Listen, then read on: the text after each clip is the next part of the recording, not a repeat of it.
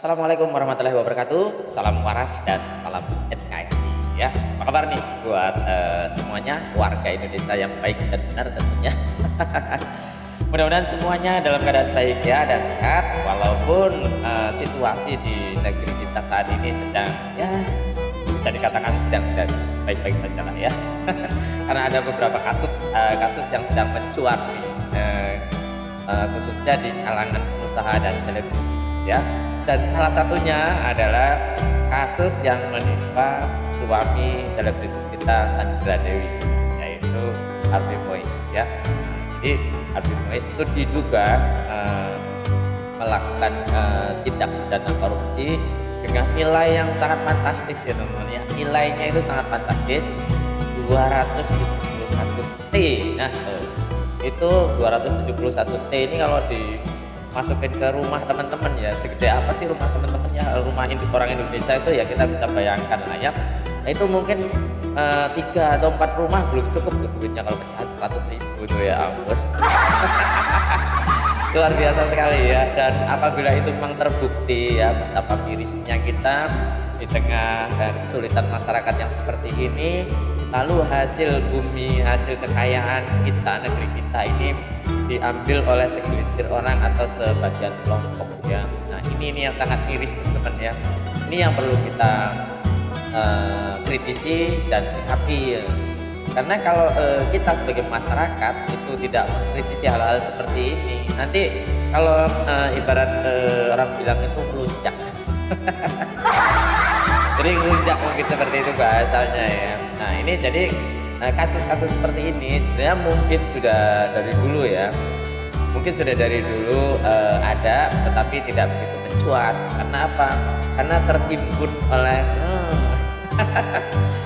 tertimbun oleh banyak kepentingan ya, yang jelas ya, biasanya seperti itu. Nah yang menjadi pertanyaan kita, adakah kasus ini dengan ada korelasinya kah kasus ini dengan kekuasaan mungkin, atau yang menjadi banyak pertanyaan dari masyarakat, adakah kasus 271 ini ada korelasinya dengan pilpres? Nah ini dia, karena jangan salahkan masyarakat ya apabila menduga-duga di pilpres yang lalu itu adalah ada salah satu paslon yang mungkin memanfaatkan uang-uang seperti itu. Tapi ini baru mungkin ya, baru mungkin, dan masyarakat banyak sekali yang menduga seperti itu.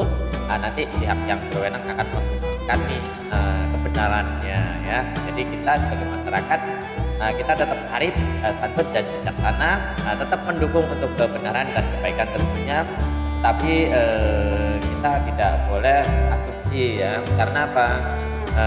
Takutnya nanti ketika kita berasumsi dan asumsi kita salah, karena kita bukan penegak hukum ya. Maka yang paling bijak adalah kita sebagai masyarakat menyerahkan segala sesuatu permasalahan hukum seperti ini kepada pihak yudikatif atau penegak hukum. Itulah yang harus kita lakukan ya, sebagai masyarakat yang bijak seperti itu. Tetapi kita sebijak apapun kita harus tetap kritis ya. Kritis ini yang kita perlukan untuk perbaikan negeri kita ya.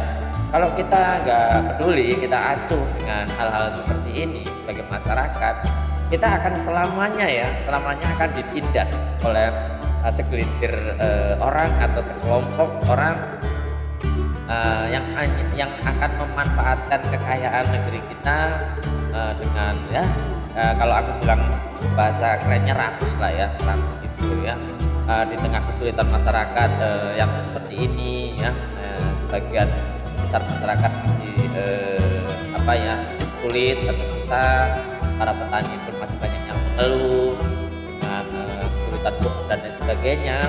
Lalu ada segelintir orang atau kelompok yang memanfaatkan kekayaan negara kita ini untuk kepentingan pribadi atau kelompok. Ya, ini yang sangat menyakitkan seperti ini ya.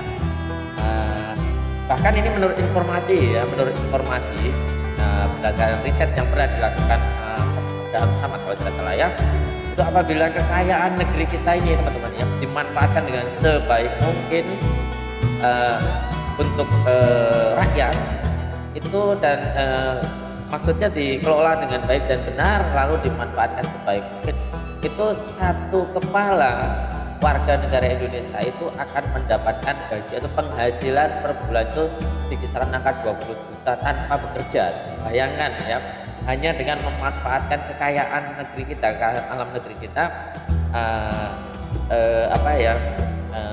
ditafsir satu kepala warga negara Indonesia ini akan memperoleh penghasilan atau mendapatkan jatah kekayaan itu 20 juta rupiah per bulan. Luar biasa sekali ya.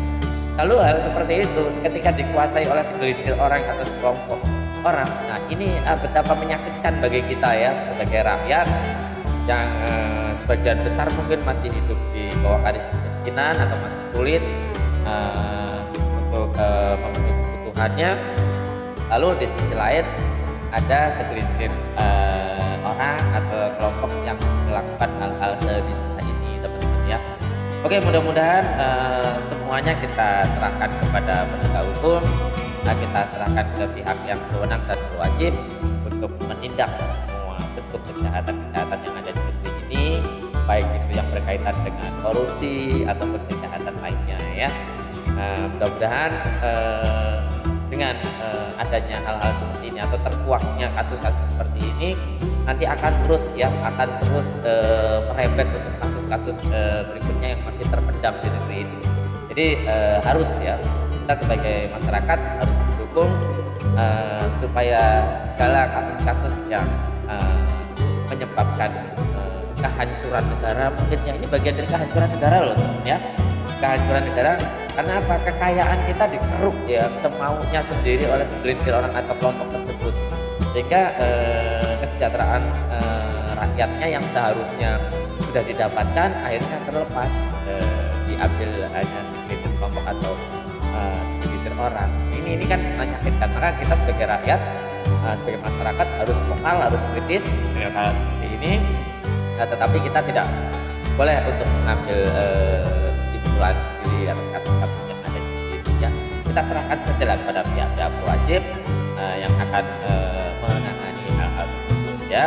Jadi ini kasus ini lagi ramai banget nih, kasus suaminya di Sandra ini yang konon itu rumah megahnya itu atau rumah mewahnya itu berada di beberapa negara ya, seperti Australia, Singapura, Indonesia, dan pokoknya luar biasa banget ya kekayaannya, mobil mewahnya, rumah mewahnya, dan kehidupan sehari-harinya sangat mencengangkan nih ya. Dan ternyata kalau memang demikian, nah kita sakit teman-teman ya, kita sakit sebagai warga negara harus menderita karena hak kita. Ini hak kita loh ya, kekayaan negara kita itu merupakan hak kita sebagai warga negara untuk turut menikmati. Lalu ketika dinikmati oleh segelintir orang atau sekelompok orang, itu akan sangat menyakitkan. Nah, yang akan menyakitkan lagi apabila ini ada korelasinya dengan kekuasaan atau misalnya untuk kepentingan seperti pilpres yang lalu ya, memanfaatkan duit seperti itu. Nah, ini yang sangat menyakitkan ya. Mudah-mudahan semuanya akan bisa diselesaikan oleh pihak berwajib. Intinya seperti itu teman-teman ya. Intinya siapa yang menanam itu yang akan memetik ya. Jadi alam karma itu tetaplah berlaku, dan kita jadilah rakyat atau manusia yang tetap bijak dalam menyikapi hal-hal seperti ini ya. Kita nggak boleh arogan, nggak boleh mengambil keputusan pihak. Nah, apalagi kita sebagai rakyat kecil nih ya, saya sebagai rakyat kecil ya, kita harusnya mempercayakan ini kepada pihak yudikatif atau penegak hukum ya, baik itu kepolisian atau kejaksaan ataupun pihak-pihak terkait ya. Yang penting kita tunggu dan tetap kita support pokoknya buat para penegak hukum untuk memberantas semua ini, dan gunakanlah hati nurani ya demi kepentingan rakyat Indonesia. Gunakanlah hati nurani Anda sebagai penegak hukum untuk melakukan sesuatu yang baik dan benar ya. Jangan hanya karena duit atau harta atau kekayaan Anda rela mengkhianati atau tega mengkhianati rakyat Indonesia sendiri yang seharusnya Anda yang menghidupi ya. Oke, mudah-mudahan negeri kita ini akan menjadi negeri yang makmur di kemudian hari. Lalu hal-hal atau kasus-kasus seperti ini akan terus terungkap sehingga akan memperoleh negara Indonesia yang bersih, damai, sejahtera dan masyarakatnya bahagia ya. Oke, terima kasih pokoknya. Salam waras, salam NKRI dari Politikus Nakal.